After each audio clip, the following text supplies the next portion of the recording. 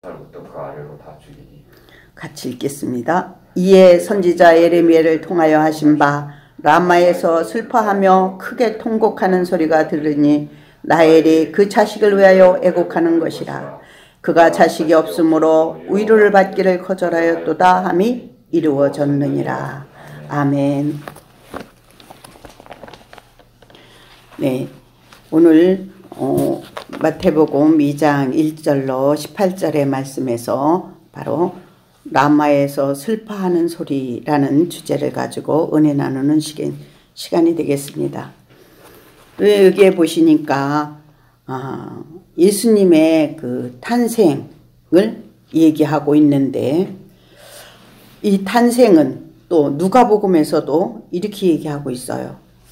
지극히 높은 곳에서는 하나님께 영광이요, 땅에는 하나님 기뻐하는 사람들 중에 평화라고 했는데, 여기 보니까 왜 아기 예수의 탄생 시에는 어린 아이가 살육당하는 것을 하나님이 막지 않으셨을까요?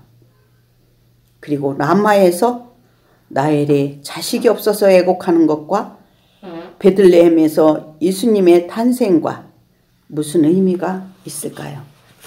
우리 그 점을 마태복음 2장에서 보면은 바로 헤롯 왕 때 예수께서 예루살렘에 있는 유대 베들레헴에서 나시면서 동방으로부터 박사들로 이르러 유대의 왕으로 나신 이가 어디 있느냐라고 묻고, 우리 동네 우리가 동방에서 그 별을 보고 그에게 경배하러 왔노라 하니 헤롯 왕과 온 예루살렘이 듣고 큰 소동이 벌어졌다고 했습니다. 박사들은 별의 인도를 따라 아기 예수에게 경배하고 황금과 모략과 그런 예물을 드리고 나온 뒤에 천사가 그들의 꿈에 바로 헤롯에게로 가지 말라고 지시를 하게 됩니다. 그 지시를 받고 그들은 자기들 각자 다른 길로 고국으로 돌아가게 되죠. 그 뒤에 바로 예수 그리스도가 바로 이 세상에 오자 베들레헴에 바로 피로 물드는 그 사건이 일어납니다. 왜냐하면 이 박사들이 오기만을 기다렸는데 오지 않자 떠난 후에 하나님은 이미 그것을 아셨기 때문에 그 박사들을 떠난 후에 주의 사자가 그 요셉에게 현몽해서 헤롯이 아기를 찾아 죽이려 하니까 모친과 같이 데리고 애굽으로 피하라고 이렇게 지시하십니다. 헤롯이 왜 예수를 죽이려 하는 것을 막기 위해서였죠. 하나님께서는 계시를 통하여서 바로 말씀하신 것입니다. 헤롯은 동방 박사들이 돌아오지 않자 베들레헴에 있는 주변의 마을에 있는 2살 아래 어린아이들을 살육당하는 일이 일어납니다. 그 이유는 바로 사단이 이 땅에 하나님의 나라가 세워지는 것을 막기 위한 하나의 수단으로 헤롯이 2살 아이들을 죽이라는 선포를 베들레헴에 하게 되므로 바로 이 베들레헴이 슬픔이 임하게 된 것입니다.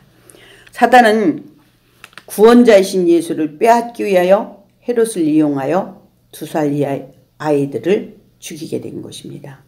그러므로 지금 내가 고난을 당하고 있습니까?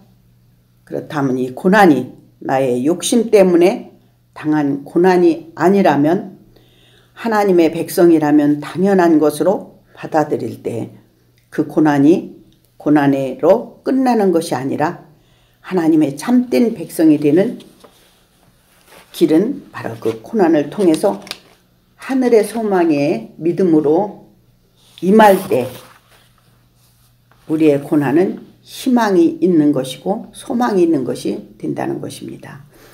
예수님은 어땠나요? 나사렛이라는 가장 낮은 곳에서 자라게 하심으로 모든 이들로부터 손가락질과 외면당하며 무시당하는 일이 태어나 생활하면서부터 나타나지 않았나요? 그것을 볼 때 우리의 신앙도 하나님의 뜻을 알면 알수록 세상 사람들로부터 나라는 존재는 부인당하는 상태로 임하는 믿음을 가질 때 하나님이 기뻐하시는 길이요 축복이 길인 것입니다. 하나님이 원하는 믿음은 바로 너 없음의 자리로 내려가기를 원하십니다. 그것은 지금까지 나는 할 수 있다는 긍정이 믿음이었다면 이제부터는 나는 할 수 없는 자가 되어서 하나님의 전적으로 맡기는, 하나님께 맡기는 어린아이와 같은 믿음이 바로 하늘 소망을 가진 라마에서 슬퍼 울던 라헬의 믿음이 아닐까 생각합니다.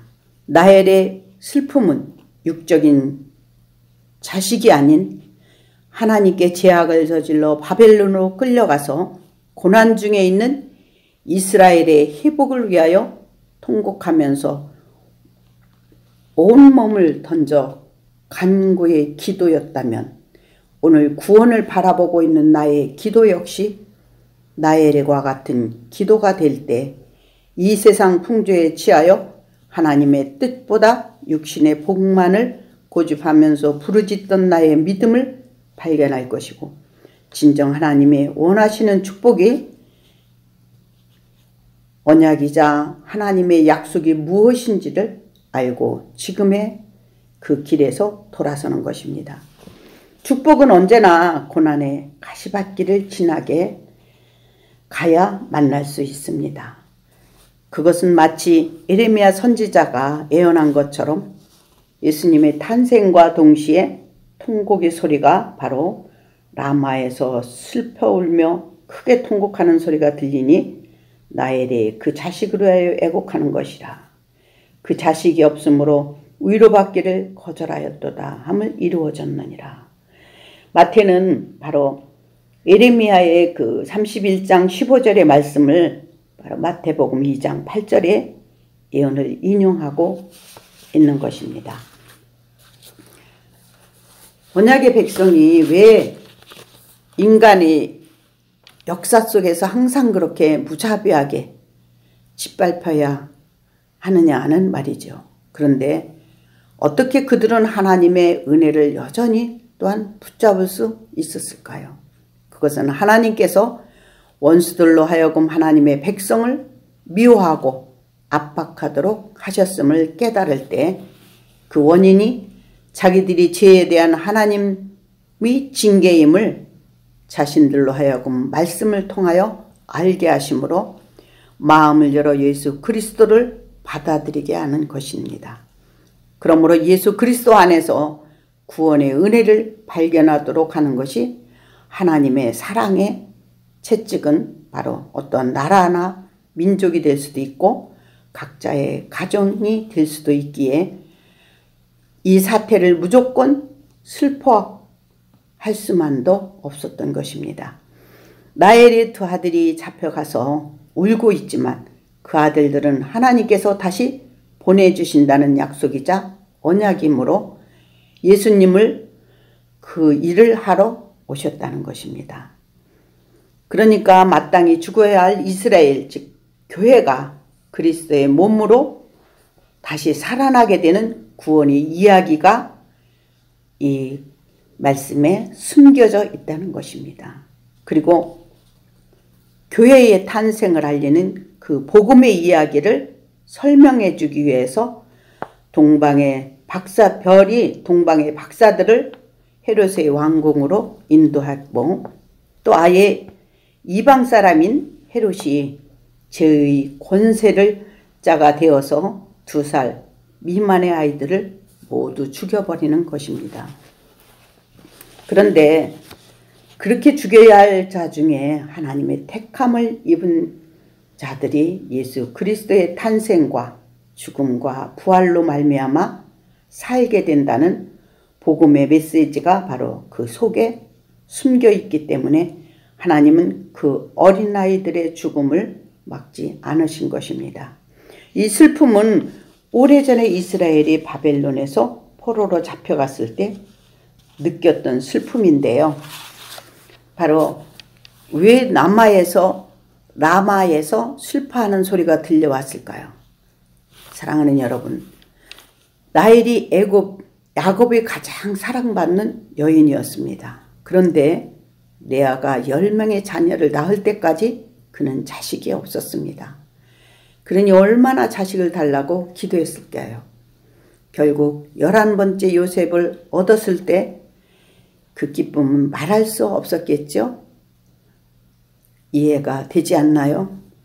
그런데 12번째 베냐민을 낳다 그는 그만 난산으로 고통스러워하면서 눈물을 흘렸고 아기를 낳자마자 숨을 거두고 말았습니다. 그리고 라마에 그를 매장되었죠. 예레미야 당시에 또 라마에서 통곡하는 소리가 있었다라고 예언한 것처럼 그 일이 일어나고 있었습니다.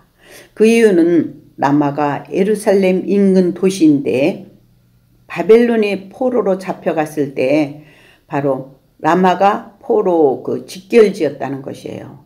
그래서 많은 이스라엘의 늙은 어머니들이 라마에서 모여서 포로로 감금되어 바벨론으로 후송될 때만을 기다리고 있던 아들들을 바라보며 통곡하였다는 것입니다.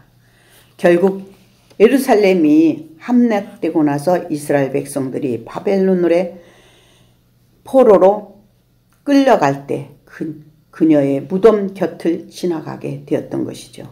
그러니까 실상은 오래전 죽어 매장된 라헬의 울음소리를 들을 수는 없었습니다. 그런데 여기에서 라헬은 자식들이 살육당하거나 끌려간 이스라엘 여인들을 바로 대표하고 있고 이 여자는 교회를 상징하고 있다는 것입니다. 이런 의미를 담겨있는 예언적인 말씀을 마태는 바로 헤롯 왕이 죽인 아이를 잃어버리고 슬픔에 잠겨 애통하는 이스라엘의 어미들에게 들려주고 있는 것입니다. 하나님의 백성은 왜 이리도 이 땅에서 고난의 길을 걸으며 애통하는 삶을 살게 되는지 이것을 설명해 주며 위로하기 위하여 인용하고 있는 말씀이 오늘 본문의 말씀입니다. 하나님의 백성이 광야 길과 같은 이 세상에서 살아간다는 것 그 자체가 시련이자 고난이요 연단의 기회로 하나님은 선용하시는 것으로 본다면 이 어려운 내용이 조금은 이해가 될 수 있습니다. 그러나 또한 피할 길을 주시는 하나님이심을 우리는 믿어야 합니다. 모세 시대에서도 이스라엘 백성이 하나님께 죄를 지어서 애굽의 노예 생활을 했으니 하나님께서는 자기 백성을 잊지 않으시고 구원하시어 안식의 땅을 주셨던 것처럼 예수 그리스도와 이스라엘 백성을 위한 사랑을 예배하고 계셨던 것입니다. 오래지 않아 헤롯이 죽자 하나님께서는 요셉에게 꿈의 계시를 주어 마리아와 아기를 데리고 유다 땅으로 돌아가라고 하십니다. 여장을 꾸미고 애굽으로 떠나 유대에 도착하자 헤롯 아켈라오가 그 아버지의 뒤를 이어 유다를 다스리는 왕이 되었다는 소식을 듣게 됩니다. 요셉은 혹시 이야기가 또 헤롯 아켈레오의 손에 죽임을 당할까봐 유다 땅에 정착하지 못하고 떠났던 것입니다. 다시 하나님의 지시를 받아 요셉은 헤롯의 아들이지만 그와는 성질이 다른 아들이 통치하는 갈릴리에 와서 살게 되었습니다. 그 후 요셉은 원래 자기의 고향인 나사렛에 거주하게 되는데 다행히도 그 작은 마을은 베들레헴에서 일어났던 사건들을 전혀 알지 못했어요. 그것은 마치 위험이 완전히 사라진 것을 의미하는 것과 같아 모든 것이 망각 속으로 사라짐으로 예수님은 나사렛에서 성장하게 되었던 것입니다. 그러나 또한 이 예언이 이미 예언되던 바예요. 그 나사렛에서 사는 것이. 마태복음 2장 23절에 보면 바로 나사렛이라는 동네에 가서 사니 이는 선지자로 하신 말씀에 나사렛 사람이라 칭하니라 하심을 이루려 함이라. 이 나사렛이라는 말은 히브리어로 새싹이라는 뜻을 의미를 지니고 있어요. 여기에는 예언자가 말하기를 또한 또 다른 한 싹이 이스라엘 이새의 뿌리 다윗이 집으로부터 나올 것이라고 예언을 했는데 바로 그 한 싹이 나사렛에서 모든 사람들로부터 잊혀진 채 매우 작게 연약하고 참신하게 자라고 있었던 것을 우리는 알 수 있습니다. 이처럼 하나님의 방법은 인간의 생각과 전혀 다르게 나타나는데 인간이 기대가 꺾이고 사라져 버렸을 때 영원하신 하나님의 구원의 서막인 은혜는 다시 기적으로 나타나는 것입니다. 그리스도께서 애굽으로 피신하신 후에 칼날이 그리스도의 백성들을 쳤는데 그것은 베들레헴 사람들에게는 아이의 탄생이 바로 저주가 되었다는 것이죠. 어느 누구도 그리스도의 탄생을 언급하지 못하게 되었고 예수님의 탄생을 언급하지 못하게 되었고 그러한 상황 아래서 그 누가 하나님의 구원의 역사가 그곳에서 나타난다고 말할 수 있는 것은 오직 진정한 믿음을 가진 자만이 할 수 있었던 것입니다. 그러나 그 당시에 베들레헴에서 얼마나 많은 사람들이 그러한 신앙을 가지고 있었겠어요. 그래서 그때 이후로 그리스도와 즉 예수와 관련된 모든 일은 침묵 속으로 사라지고 말았습니다. 그곳에서 하나님은 망각의 세계로 흘러버리는 것이었죠. 그러나 예수 그리스도께서는 다른 방법으로 제시되어진 것입니다. 결점 많은 인간들이 기대와 다른 베들레헴을 하나님이 방법으로 의로하신다는 것을 바로 창세기 35장 16절로 21절에서 하나님께서는 이렇게 얘기하고 계셨던 것입니다.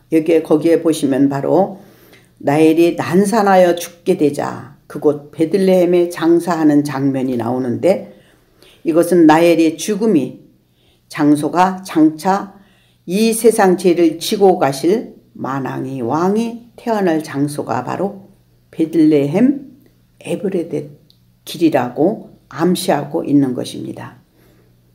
그 점을 또한 미가 5장 2절에서 베들레헴 에브라다야 너는 유다 족속 중에 작은 자라도 이스라엘을 다스릴 자가 내게서 내게로 나올 것이라.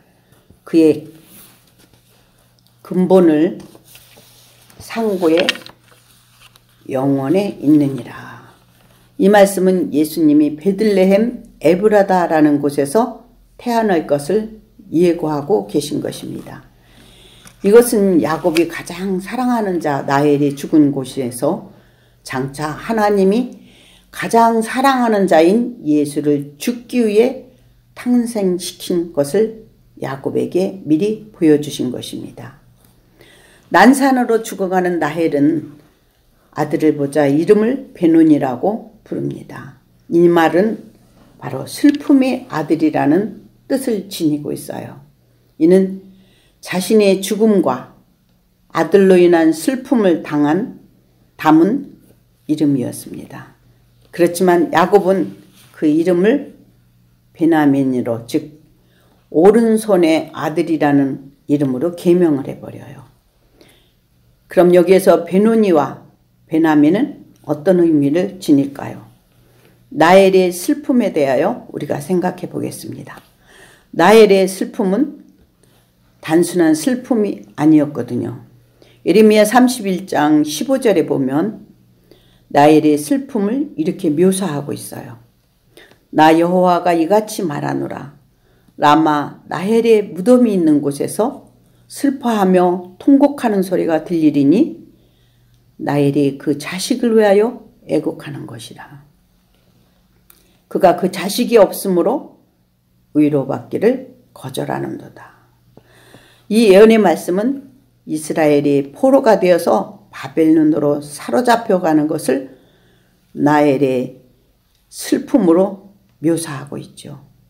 묘사한 것인데 이 말씀을 바로 마태는 2장 18절에서 인용함으로 헤롯이 베들레헴의 일대의 그 2살 아래 사내 아이들을 모조리 죽인 잔혹한 사건을 놓고 말하고 있지만 위의 말씀은 나엘이 자식이 없어 슬퍼하며 통곡하는 것입니다. 그러나 나엘의 슬픔은 개인적인 슬픔이 아니라 전체 하나님의 백성들이 죄로 인해 포로가 되고 죄로 인해 죽임을 당하는 일로 말미암아 슬픔과 통곡을 의미하는 것입니다.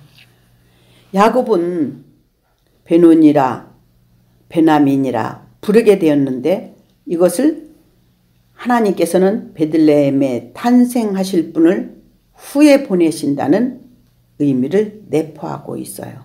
그러므로 여기에서의 반전은 바로 예레미야 31장에서 나엘의 통곡은 자식이 없어서 통곡한 것이 아니고 바로 이스라엘이 포로로 잡혀갔기 때문에 약속의 자손이 돌아오기를 슬퍼 부르짖으며 눈물을 흘렸을 때 하나님께서 들으시고 응답해 주신다는 나엘의 기도 때문이 아니라는 것입니다. 하나님의 약속을 이루기 위해서 임을 우리가 알 수 있습니다. 그 점이 바로 31장 예레미야 31장 9절로 17절에 보면 그들이 돌아오리라. 너의 장래에 소망이 있을 것이라. 너희 자녀가 자기들이 지경으로 돌아오리라 하시면서 물 있는 계곡으로 길을 인도하신다 그랬습니다. 바로 물은 하나님의 뜻인 말씀을 인용하고 있는 것입니다. 왜냐하면 첫째로 나는 이스라엘의 아버지이기 때문에 그들을 돌아오게 하신다는 것입니다. 둘째는 에브라임은 나의 장자이기 때문이라는 것입니다. 많은 사람들이 나엘이 자식이 없어서 통곡했더니 주셨다라고만 알고 있는데 여기에서는 더 큰 영적인 의미가 있습니다. 그것은 나엘의 간구가 하나님의 장자인 약속의 자손을 위해서 부르짖었다는 것입니다. 그때 하나님께서 그의 간구를 들으시고 주신 응답이 바로 이스라엘의 회복이었다는 것입니다. 하지만 하나님의 선민이었던 이스라엘은 다시금 죄악 속에서 헤매임으로 하나님의 부르심에 응답하지 않자 오늘날 이방인인 우리들에게까지 구원의 손길이 임하게 됨을 우리는 감사하지 않을 수 없습니다.